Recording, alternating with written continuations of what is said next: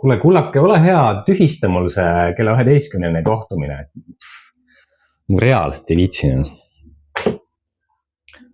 Tere! Mina olen doktor Lõvi, pealõvi Brainlion ühiskondlike teaduste kliinikus.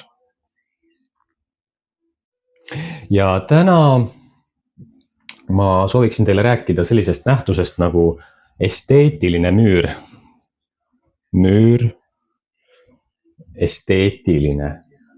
Et mida see tähendab? Esteetiline müür, aina rohkem ja rohkem me näeme, või võib-olla mitte nii palju rohkem, aga ikkagi me märkame, eriti sotsiaalmeedias enda ümber. Sotsiaalmeedias märkame neid asju nagu, et inimesed fleksivad esteetilise müüri tagant. Ägedad reisid, päikseloojangud, nagu fabulous, fucking äge, kõik on nii äge. Kas ma juba ütlesin, kallid autod, purjekad, mingi ilusad riided, kõik on kallis, kõik on nagu on ju, nagu pildid mingitest kohvikutest, restoranidest, ma olen ise ka viimasel ajal neid teinud midagi. Aga on nagu on, eks ma olen ka mõjutatud. Ja nüüd on niimoodi, et aina rohkem meil siin Brainlioni kliinikus puutume kokku nende inimestega, kes on siis endale nii tugeva selle esteetilise müüri ümber ehitanud, et üks hetk avastavad, et fuck, ma nagu ei ole enam päris inimene, et tahaks tagasi saada. Ja siis siin Brainlioni kliinikus mina pealõvina isiklikult näen vaeva, et selle müüri sisse ehitada uks.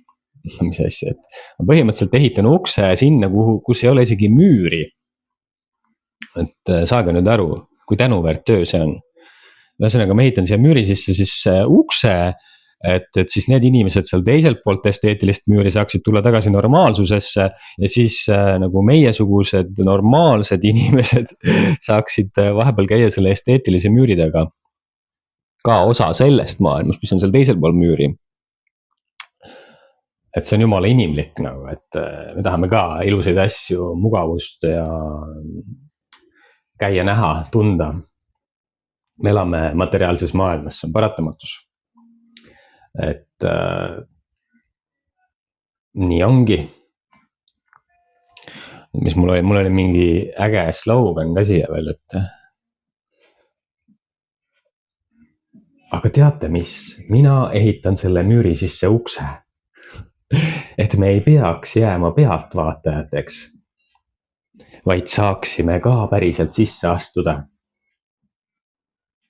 Ausus on uus luksus. Tere tulemast Brainlioni kliinikusse.